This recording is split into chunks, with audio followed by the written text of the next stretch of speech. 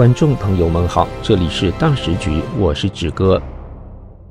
川普要跟习近平见面了，但这一次不是握手寒暄，而是谈判桌上的决战。美国宣布155%关税倒数启动，北京若不让步，11月起所有中国出口商品将全面加税。同时，美澳签下稀土协议，22亿美元砸向西澳建加精炼厂。这意味着中共最后的稀土筹码彻底失灵，稀土战翻车，经济内循环崩盘，外贸被封锁，军中9上将落马，而习近平还在对内高喊高质量发展，对外抛出邀请川普访华的橄榄枝。更荒谬的是，反腐12年后的中共，如今越反越腐，从江泽民的贪腐遗毒到习近平的孤家全局，整个体制正在自负到死。这场川习会不只是外交会面，而是两个体系的生死交锋。155%关税，稀土反噬，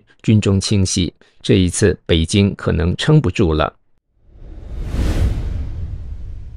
今年在韩国举办的亚太经济合作会议 APEC 峰会上，可能上演川习会。美国总统川普明确提出了与中共党魁习近平讨论的问题，包括稀土、大豆和芬太尼，台湾问题也在其中。10月20号，川普在会晤澳大利亚总理阿尔巴尼斯时表示，美国将与北京达成贸易协议。川普在白宫与澳洲总理会面，就是要签署美澳稀土协议，是美国寻求抗击中共稀土筹码的重要举措。消息公布后，澳洲稀土矿业公司的股价在10月21号大幅上涨。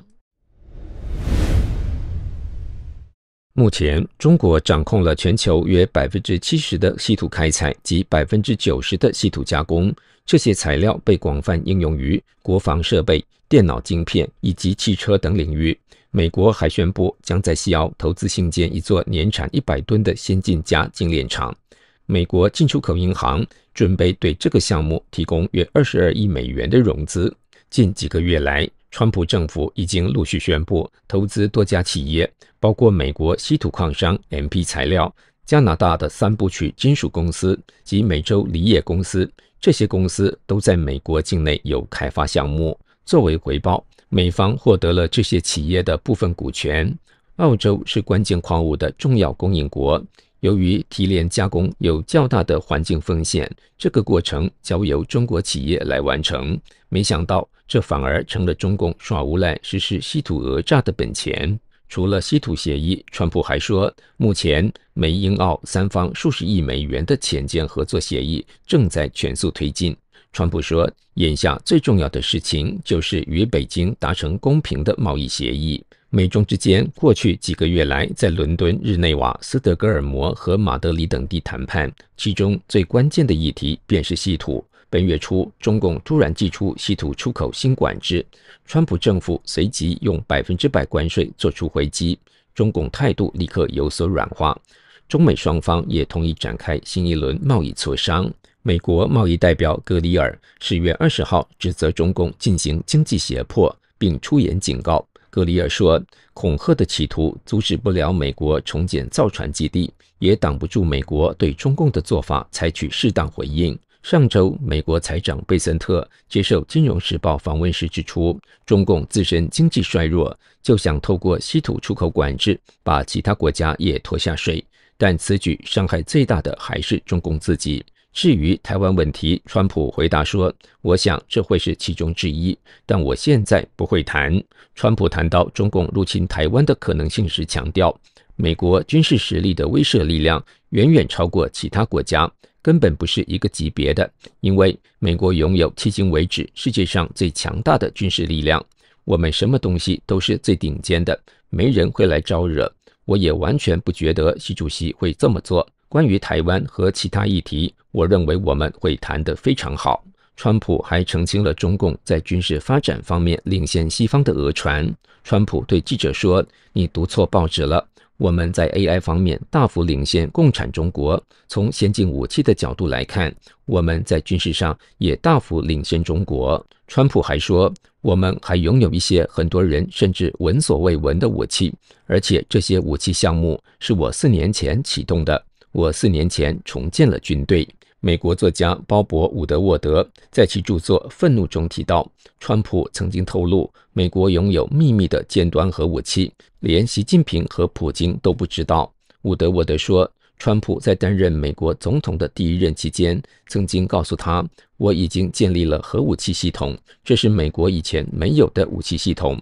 我们拥有你从未见过或听说过的东西，普京和习近平都闻所未闻。我们拥有的武器是不可思议的。据《华盛顿邮报》报道，伍德沃德随后跟美国军方人士确认，美国军方确实拥有秘密的新武器系统，但是他们没有进一步提供细节。川普表示，已经收到访问北京的邀请，大概明年初就会去，基本上已经确定了。要是中共继续不公平竞争，川普将启动关税措施，这是美国武器库中的一个有力工具。到时中共会老老实实地坐下来谈判，并达成协议。川普指出，关税让中共不得不向美国缴纳巨额资金，现在的关税是 55%， 这可是一大笔钱。如果不达成协议，从11月1号开始，他们可能要支付 155% 的关税。北京每年要为关税支付几亿美元。关税的威力比稀土来得更猛，因为关税提高到一定程度，中共就没办法和美国做生意了。中美贸易是中国经济的生命线，与美国的贸易一断，中国的麻烦就大了。习近平确实遇到了大麻烦。英媒 BBC 报道指出，习近平反腐打虎拍蝇12年后，中共高官却越反越腐，这是什么原因？这似乎是一个鸡生蛋还是蛋生鸡的循环。有人说，习近平这位总加速师是一个烂尾王，本来手里攒着一手好牌，用反腐争取到民心，却因为误把世界上最危险的人王沪宁当成国师，不断向左转，把原本的一手好牌打得稀烂。不过也有人说，到底是习近平把好牌打得稀烂，还是到手的本来就是个烂摊子？网友说烂摊子，但是他继续把牌打得稀烂。不过习近平也可称得上烂尾的天才了。共产党这个烂摊子恰巧遇上了烂尾王，共产党不灭亡都没有道理。英媒报道认为，习近平打虎拍蝇猎狐，迎合了中国民众深入骨髓的清官崇拜和对贪腐的深恶痛绝。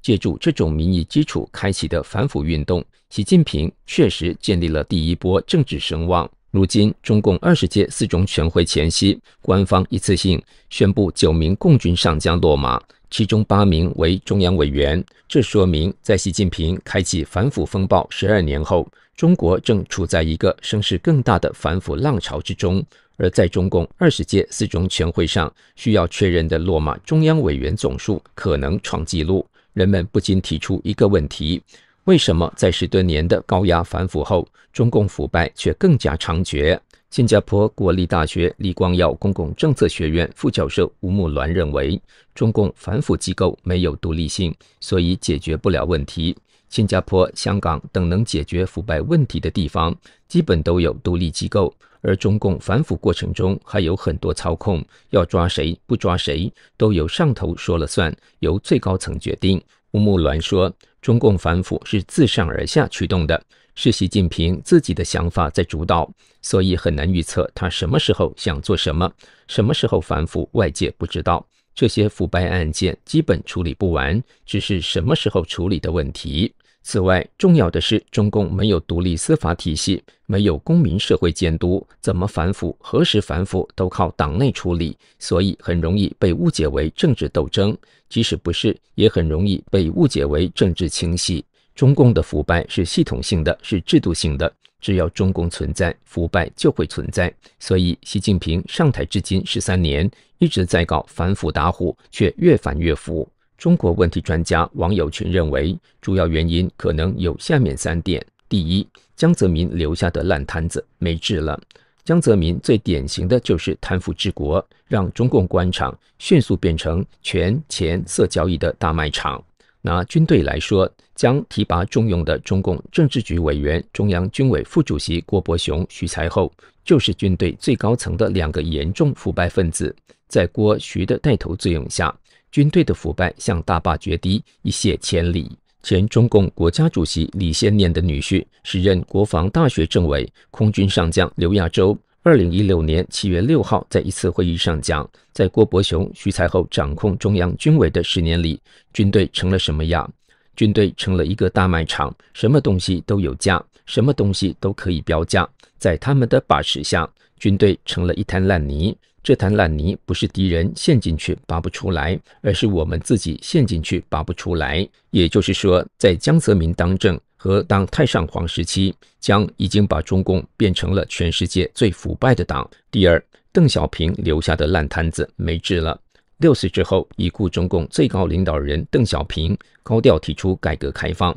就是中共权贵家族成员以利用父辈、祖辈的权势闷声发大财。中共所有权贵都在发贪腐之财，已经无法收手了。第三，习近平折腾留下的烂摊子也没治了。习近平从第2任期起不断向左转，向文革回归，向做毛泽东第2，从集权走向集权，结果是习把中共高层几乎所有派别都得罪光了。中共内政外交被搞得一团糟，除极少数中共权贵家族外，绝大多数中国民众没有从习的统治中得到实惠，相反，骂习、反习、倒习，要求习下台之声一年比一年多，一年比一年响。现在到了几乎一边倒的地步，海外甚至出现谁不骂习，谁就挨骂的事。应该说，习近平如今已经走进死胡同，成了孤家寡人。一句话，中共的腐败之癌，靠中共的反腐已经治不了了。